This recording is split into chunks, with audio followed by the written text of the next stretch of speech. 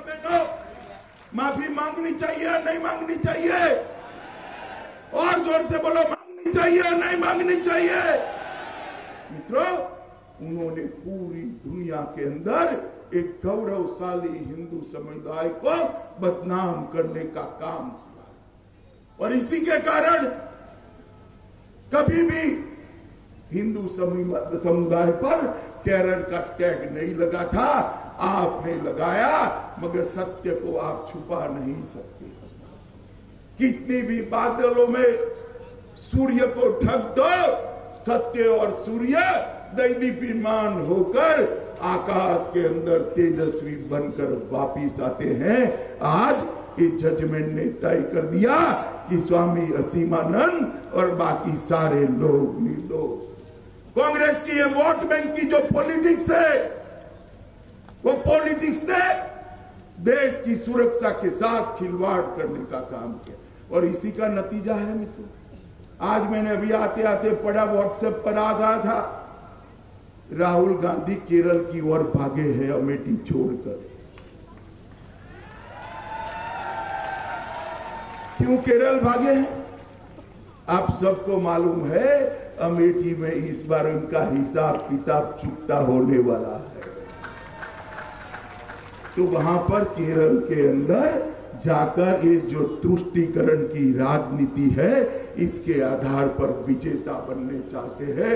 राहुल बाबा, कहीं पर भी घूम लो, अपने आप को शिव भक्त कहलाते हो, वोट बैंक की राजनीति करने के लिए देश की सुरक्षा के साथ आपने खिलवाड़ किया है। देश की जनता जहां भी जाओगे आपसे हिसाब मांगेगी। मित्रों, मांगना चाहिए या नहीं मांगना चाहिए? जोर से बोलो, मांगना चाहिए या नहीं मांगना चाहिए? नरेंद्र मोदी जी की सरकार 5 साल चली। हमने कहा था ये सरकार गरीबों की होगी, दलितों की होगी, आदिवासियों की होगी, पिछड़ों की होगी, गांव की होगी, किसान की होगी। और 5 साल के अंदर हमने 7 करोड़ गरीब महिलाओं को गैस का सिलेंडर देने का काम ये भारतीय जनता पार्टी की नरेंद्र मोदी सरकार, 2 करोड़ लोगों को, 2.5 करोड़ लोगों को घर देने का काम किया है। 2 करोड़ 35 लाख लोगों के घर में बिजली पहुंचाने का काम किया है। 50 करोड़ गरीबों को, नगीना वालों को कहना चाहता हूं, मेरे दलित परिवार के सभी लोगों को, 50 करोड़ गरीब लोगों के जीवन में कोई बीमारी आती है तो 5 लाख तक कोई रुपया खर्च करने की जरूरत नहीं है।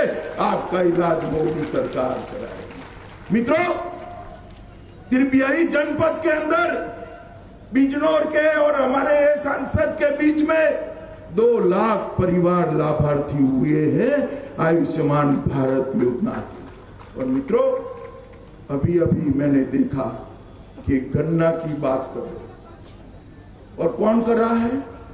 सपा बसपा कर रहे हैं। भाई, आप हमें सलाह मत दीजिए। आपका शासन था, 2011 से 2015 तक गन्ना का भुगतान नहीं हुआ था। ये योगी और मोदी की सरकार है जिसने 2017 तक का 57,000 करोड़ का गन्ना का भुगतान करने का काम समाप्त कर दिया। और आज सिर्फ 1 साल का गन्ना बाकी है। चुनाव समाप्त होने के पहले सबके बैंक अकाउंट के अंदर गन्ना का भुगतान पहुंच जाए, इस प्रकार की व्यवस्था ये भारतीय जनता पार्टी की सरकार ने की। 92 चीनी मिलों को पूरा गन्ना का भुगतान ये भारतीय जनता पार्टी की सरकार ने किया है।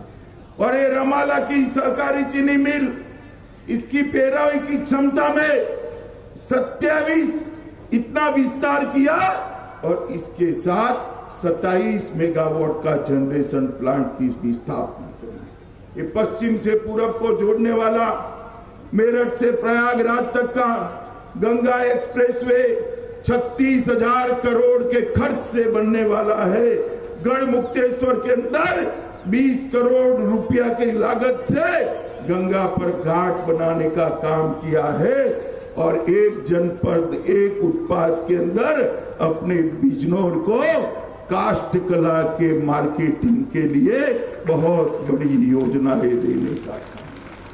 मित्रों, ये बिजनौर क्षेत्र के अंदर मेरे दलित भाई बहन बड़ी संख्या में रहते, मैं उनको कहना चाहता हूं, अभी अभी आपने कुंभ का एक दृश्य देखा होगा। देश का प्रधानमंत्री दलित कर्मचारियों के, सफाई कर्मचारियों के पैर पखाड़ने के लिए स्वयं वहां पहुंचा था। सदियों तक देखने न मिले इस प्रकार का दृश्य था। सफाई कर्मचारियों को वाल्मीकि समाज के, जाटव समाज के मेरे भाइयों बहनों के पैर धोकर प्रधानमंत्री जी ने उनको सम्मान तो दिया ही दिया, सामाजिक समरसता का भी एक भाव का निर्माण। बाबा साहेब आम्बेडकर की दुहाई देने वाले ये राहुल बाबा को मैं पूछना चाहता हूं, किसने बाबा साहब को संसद में जाने से रोका? आपके परनाना ने रोका, कांग्रेस पार्टी ने रोका। बाबा साहब को भारत रत्न तब तक नहीं मिला जब तक कांग्रेस नहीं आ रही।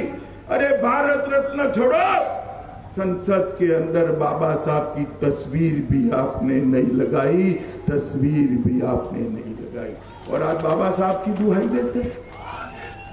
भारतीय जनता पार्टी की नरेंद्र मोदी सरकार ने बाबा साहब से जुड़े हुए 5 तीर्थों का उद्धार कर दलित समाज के पंच तीर्थ का नया निर्माण कर दलितों को विश्व में सम्मान देने का काम नरेंद्र मोदी जी ने। 26 नवंबर को बाबा साहब की याद में संविधान दिन मनाने की जाहिरात की, और एक बहुत बड़ा study centre, Ambedkar study centre, आप कभी जरूर जाइए।